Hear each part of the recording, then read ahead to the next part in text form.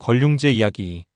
걸륭제 이야기 1편. 청나라 제6대 황제 걸륭제의 성과 휘는 아이신기호로 훈리이며 묘호는 고종으로 옹정제의 후궁 출신인 효성원왕후 묘우르씨의 소생으로 알려졌다. 걸륭제는 황제임에도 그 출생지와 생모가 불분명한 것으로 유명하다. 옹화궁에서 태어났는지 피서산장에서 태어났는지 의견이 나뉘는데 이는 그의 생모가 누구인지와 관련되어 있다. 그의 출생과 관련해서는 걸륭제의 생모가 대학사 진세관의 부인이라는 설이 유명하다. 옹친왕의 왕비와 진세관의 부인이 같은 날 출산했을 때 옹친왕이 진세관의 아이를 보겠다고 왕부로 들여보내라 하여 따랐더니 되돌아왔을 때는 포대기 속에 남아가 여아로 바뀌어 있었다고 한다. 이것이 뭘 의미하는지 알고 있던 진세관은 잠자코 있었고 바뀐 남아가 훗날 걸륭제가 되었다는 이야기다. 또 한 가지 설은 옹친왕이 젊은 시절 열하에서 사냥 중 잡은 꽃사슴의 녹혈을 먹어 이성에 대한 욕구가 들끓었는데 하필 이때 그 곁에 왕비가 없어 산장 내에 이씨성에 못생긴 한족 궁녀와 관계를 맺어 자식을 낳았는데 그 아이가 걸륭제라는 것이다. 이런 야사가 존재하는 이유는 만주족의 통치 아래 자존심을 상한 한족들이 자신들을 통치하는 걸륭제가 사실 만주족이 아닌 한족이라는 이야기를 통해 자존심을 회복하고자 했기 때문이 아닐까 싶다. 다수의 야사가 있어 어느 게 진실인지 모르겠지만 생모는 궁궐내 낮은 신분의 여인이었던 것으로 보인다. 걸륭제 이야기 2편. 정사에 따르면 걸륭제 홍력의 어머니 류오록 씨는 만주족이었지만 출신이 미천하여 어린 나이에 궁에 들어가 옹친왕부에 배속되어 윤진의 후궁인 측복진 이씨의 시녀로 있었다. 어머니의 미천한 신분에 의하여 그다지 부각되지 않던 홍력은 어린 시절부터 천자문과 사서오경을 암송하고 시를 잘 지어 강희 59년 할아버지인 강희제가 특별히 궁정에서 기르기 시작하였다. 당시 강희제에게는 20명의 황자와 100명 안팎의 손자가 있어 강희제는 손자들 상당수를 알지 못했다. 그러나 그 많은 황손들 중 홍력이 문제에도 탁월한 데다 어린 나이에 사냥에서도 대담하게 곰을 잡자 이를 매우 기특하게 여긴 강희제가 어릴 때의 자신을 닮았다며 홍력을 곁에 두고 제왕학을 가르치기 시작하였다. 1722년 강희제가 노안으로 붕어하기 직전 사남 윤진을 불러서 미래의 황제는 홍력이니 황위를 반드시 홍력에게 물려주라 명하였다고 전해진다. 부친의 명에 따라 옹정제는 제위에 오르자 홍력의 이름을 후계자로 건청궁의 정대광명 편액 뒤에 숨겨둔다. 1723년 옹정제가 13살의 홍력에게 자기 대신 선왕제인 강희제의 제사를 지내게 하자 세간에서는 옹정제가 이미 홍력을 후계자로 삼았다는 소문이 돌았다. 홍력은 오전에는 서화에 몰두하였고 정오에서 오후 6시까지 정무에 매달리며 정치를 배워갔다. 걸륭제 이야기 3편. 조부인 강희제가 특별히 곁에 두고 제왕학을 가르친 데다 부친인 옹정제의 총애를 받아 사남인 홍력이 옹정제의 후계자가 되는 것이 당연시 되는 분위기에 대해 옹정제의 셋째 아들인 페르콩씨는 불만을 품고 옹정제와 척을 지고 있던 숙부이자 강희제의 팔남 염친왕 윤사와 손을 잡는다. 1725년 옹정 3년 홍씨가 홍력을 암살하려던 일이 발생하자 진노한 옹정제는 홍씨를 윤사의 아들로 입적시켜버리고 2년 후에는 홍씨와 윤사 일당이 영모를 꾀하려 한다는 이유로 모두 잡아들여 하옥시키고 황실 족보에서 제명하였다. 이때 잡힌 홍씨, 윤사 일당은 얼마 안 가 모두 감옥 안에서 사망한다. 1735년 옹정제가 북경의 원명원에서 급서하자 고명대신들이 건청궁 정대광명 편액에서 꺼낸 옹정제의 유조를 공표하여 사왕자 홍력이 제6대 황제인 고종 걸륭순왕제로 즉위한다. 연호를 걸륭이라 정하였는데 여기서 거는 하늘 융은 높음과 영광이라는 뜻으로 걸륭이란 하늘의 영광이라는 뜻이다. 부왕인 옹정제의 즉위 과정이 순탄치 않았던 데에 비하여 이미 황자 시절에 경쟁자가 없어진 걸륭제의 즉위 과정은 매우 안정적으로 진행되었다. 예견된 일임에도 홍력은 자신의 황위 계승 소식을 듣자 대성통곡을 하다 혼절한다. 부친의 죽음을 슬퍼하는 효자의 모습을 만천하에 보여주기 위함이었다. 그는 타고난 정치적 감각이 있었다. 걸륭제 이야기 4편. 황제 즉위 즉시 걸륭제는 아버지 옹정제가 연금하거나 귀양 보낸 자신의 숙부들을 사면하였다. 이때 강희제의 14남으로 옹정제의 황위계승 경쟁자였던 순군왕 윤제도 풀려난다. 혈기왕성한 청년 걸륭제는 인시에 일어나 조회를 열고 대신들이 각지에서 올린 보고를 받고 이를 수결하였다. 권룡제는 우선 보갑제와 이갑제라는 제도를 뜯어고쳤는데, 보갑제는 100가구를 모아서 갑 그리고 그 10개의 갑을 모아 보로 만들어 같은 공동체에서 사는 사람끼리 서로 질서와 치안 책임을 지게 하는 제도였다. 이갑제는 보와 갑에서 세금을 인구에 따라 모아서 재정을 충당하는 제도였다.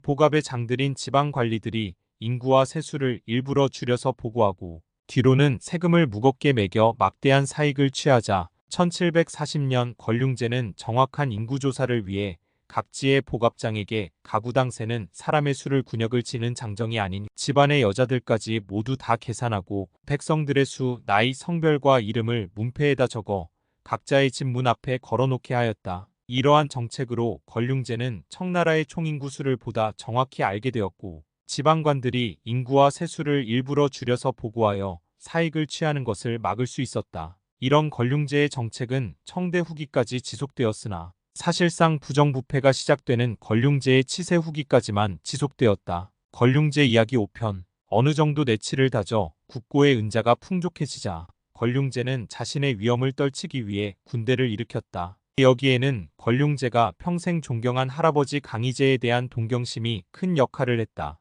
권룡제는 자신의 승리한 10가지 원정을 10전무공이라 자랑하는데 이 중 가장 대표적인 군사적 업적은 중가륵 항국의 복속이다. 중가륵 항국이란 신장과 외몽고를 기반으로 한 유목제국으로 오랜 기간 동안 청나라와 군사적 대립을 벌여왔다. 권룡제의 중가르 원정으로 청나라는 외몽고를 얻었고 이 기세를 몰아 위구르족을 공격해서 그들을 폭속시킴으로써 크나큰 영토를 얻게 되었다. 권룡제는 새로 얻은 영토를 새롭게 번성하라는 뜻의 신강으로 명명하였다. 이 외에도 그는 현재 스촨성에 위치해 있는 대금천과 소금천을 정복하였으며 미얀마의 꼼바옹 왕조와 4차례 전쟁 끝에 조공을 받아내었다. 또한 베트남 내전에 개입하고 대만의 반란을 진압하고 네팔 원정도 나섰다. 이때 당시 청나라의 군사 상당수는 개국 때 혁혁항공을 세운 8기군이 아닌 강희제 때 신설된 한족 출신의 군대인 노경 군사들로서 악비의 후손인 사천 총독 악종기와 만주족 출신의 장수 아게가 큰 활약을 한다. 이로써 권룡제는 청나라의 영토를 460만 제곱킬로미터로 늘려 중국 역사상 원나라 이후 가장 큰 영토를 가진 제국의 통치자가 되었다. 권룡제 이야기 6편. 버마 원정 시에는 시ang 군대가 버마군을 대신 격파해 줌으로써 손쉽게 점령할 수 있었다. 대만에서는 농민 출신으로 천지회의 수령이 된 임상문이 반청복명을 기치로 내세우고 1786년 대만 내 여러 성을 함락시키고 대만 부성을 포위한다. 권룡제는 이때 8기군이 아니라 손사이가 지휘하는 한족 노경 군대의 힘을 빌려 2년 만에 임상문이 일으킨 천지회의 난을 진압한다. 천지회는 훗날 신해혁명에 협력하고 그 일부는 현재 폭력 조직인 삼합회까지 이어진다. 1789년 베트남에서 떠이선 왕조가 일어나 후레 왕조를 멸망시키자 후레 왕조의 마지막 군주인 레 민제는 광서성으로 도망쳐 권룡제에게 도움을 요청한다.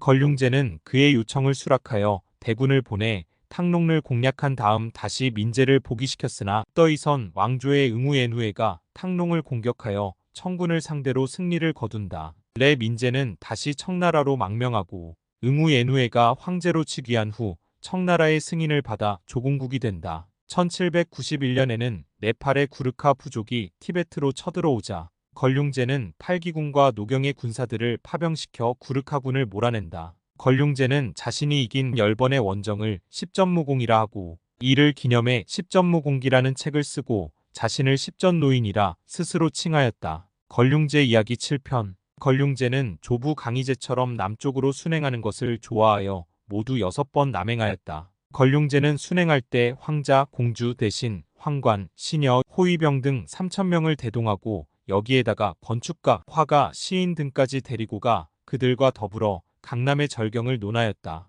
권룡제 순행의 주요 동선은 남경, 양주, 항주 그리고 소주였다. 이 네 도시에서 권룡제는 대운하나 다른 명승고적을 돌아다니며 담론과 호화로운 만찬을 즐겼다. 자신이 가져온 내탕금과 상인들과 지역관리들이 바친 돈이 모두 떨어지면 지역 백성들로부터 돈을 뜯어내어 충당하였고 몇 개의 행궁을 짓느라 백성들을 강제 동원하여 큰 원성을 샀다. 조부인 강희제가 순행 때 가져간 내탕금만으로 모든 걸 충당하고 북경으로 돌아올 때도 돈을 남겨온 것과 상반된다. 실제로 권룡제는 순행 때 강희제가 쓰던 비용의 평균 10배 이상을 써서 국고를 낭비하였다. 남순 이외에 사천성, 청해성 인근을 돌아보는 서순을 4번 행했고 산동성, 호북성 인근을 도는 동순도 5번이나 진행하였다. 권룡제는 자신을 수행하는 시인, 화가 등에게 시를 읊거나 그림을 그려줄 것을 권유하고 자신이 데려온 시인과 강남에 사는 시인들과의 문예 대결도 펼치게 하였다.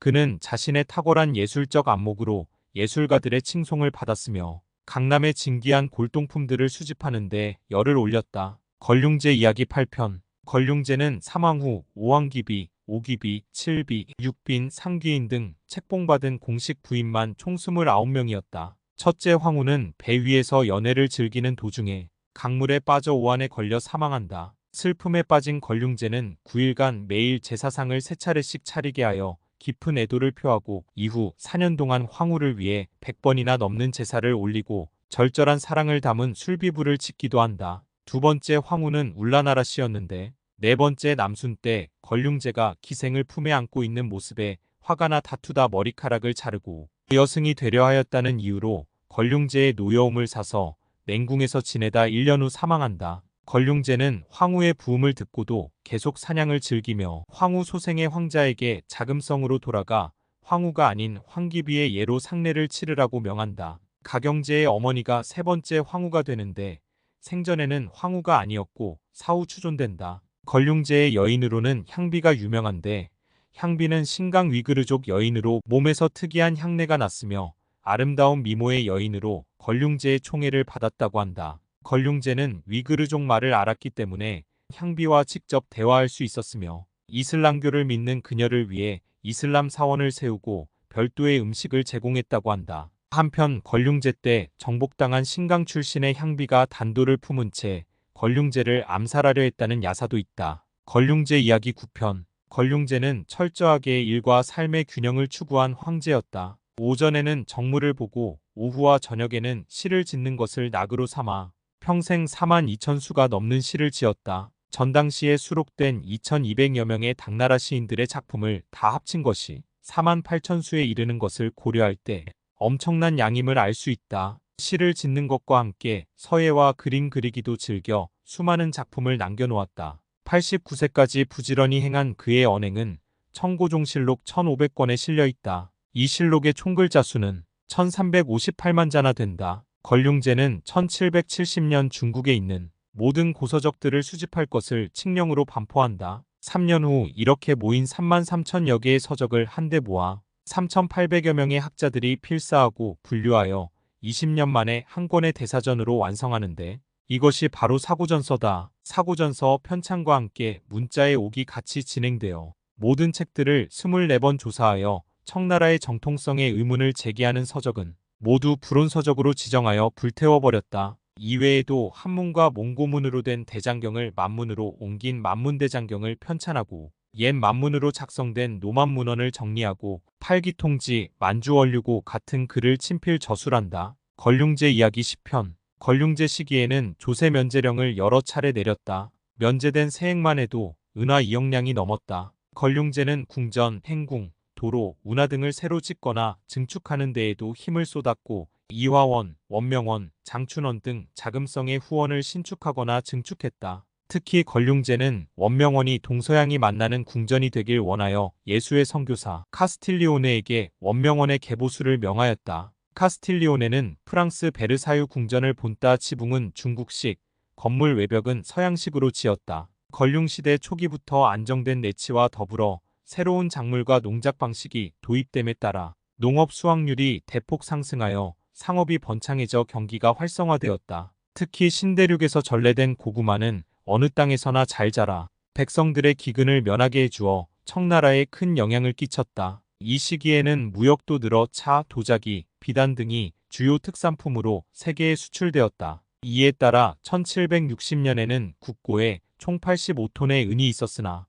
20년 후인 1780년에는 450톤의 은이 국고에 쌓였다. 이러한 부와 새로운 농작 방식을 바탕으로 인구도 크게 늘어나 강희제 말년인 1722년 1억 5천만 명이었던 인구가 68년 뒤인 1790년에는 3억 명을 넘어서 배가 되었다. 걸륭제 이야기 11편. 걸륭제는 중년 때까지 부왕처럼 관리들의 기강을 엄정히 하여 뇌물수수나 횡령 같은 일이 거의 일어나지 않았다. 그러나 노년에 들어 중앙의 정무만 처리하고 지방 업무는 각 성의 총독, 순무가 재량껏 처리하게 내버려 두는 등 느슨하게 대했다. 이에 따라 지방 관리들이 착복과 횡령을 일삼기 시작했다. 감숙성 순무 왕단망이 구호 자금을 받아 자신의 창고에 착복한 사건이 대표적이다. 왕단망이 착복한 돈은 200만 냥이 넘었고 감숙성 전체 관리가 횡령한 돈은 1,500만 냥이나 되었다. 이를 알게 된 걸륭제는 대노하여 관련된 56명의 관리들을 참수하고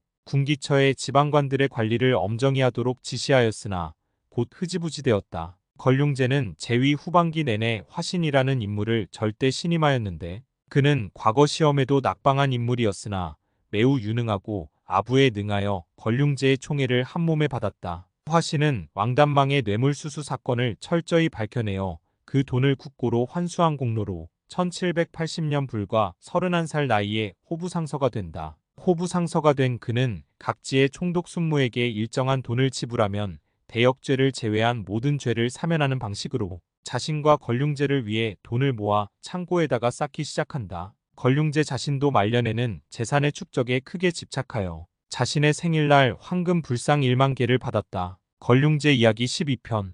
유럽 상인들은 1750년대에 이미 광동성에 들어와 현지 관리들에게 뇌물을 주고 부정한 행위를 하였다. 이에 걸륭제는 무역 규제를 강화하여 광주항만 개항하고 매년 10월부터 이듬해 3월까지 반드시 공인과만 무역을 하도록 엄격히 제한하였다. 이에 유럽 국가, 특히 영국은 무역을 늘리고자 여러 번 특사를 파견하여 걸륭제에게 진귀한 선물을 보냈다. 1792년 영국 정부는 걸륭제의 82번째 생일을 축하한다는 명분으로 조지 맥카트니 백작을 파견한다. 맥카트니는 1793년 8월 피서산장에 도착해 걸륭제를 아련한다. 걸륭제는 사절단을 대접하는데 소홀하지 않도록 명을 내렸으나 접견 예의 문제로 곤란을 겪는다. 맥카트니는 자신은 청나라의 속국 신하가 아니라며 상계 구고두를 단호히 거절하였고 결국 합의 끝에 걸륭제 뒤에 영국 국왕의 초상화를 걸어놓고 한쪽 무릎만 굽히는 영국식 예만 취하도록 하였다.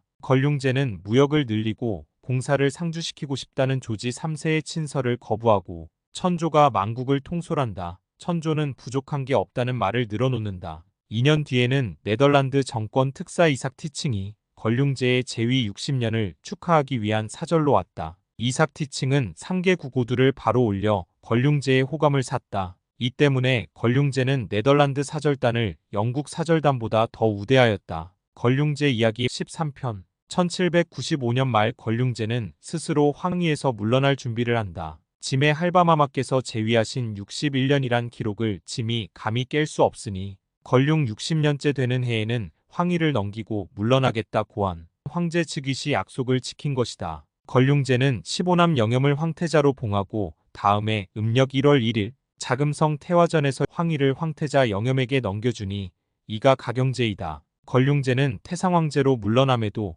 여전히 궁국대사를 처리하였다. 가경제 역시 중요한 일은 반드시 태상황제에게 물어보고 실행하였다. 1799년 2월 7일 60년간 재위하고 4년간 태상황제로서 황제보다 더 많은 실권을 장악하였던 걸륭제는 노안으로 89세를 일기로 붕어하였다. 그가 당시로서는 보기 드물게 장수한 것은 오전에는 쉴 틈 없이 정무에 몰입하였지만 오후부터는 일체 일을 보지 않고 독서, 서화 등의 여가 활동에 치중하여 피로를 푼 데다 용정차를 자주 마셨기 때문이 아닌가 싶다. 걸륭제는 생애 전반에 걸쳐서 조부인 강희제를 존경하여 자신의 서재에 강희제의 어진을 걸어놓고 본보기로 삼았다. 그는 초기, 중기 40년간 조부 강희제와 부왕 옹정제처럼 개혁을 단행하였으나 후기 20년 동안에는 관리들의 부정부패를 내버려두는 실책을 범하였다. 이런 면에서 아쉬움이 남지만 청나라의 성세를 지킨 명군이었음은 부인할 수 없다.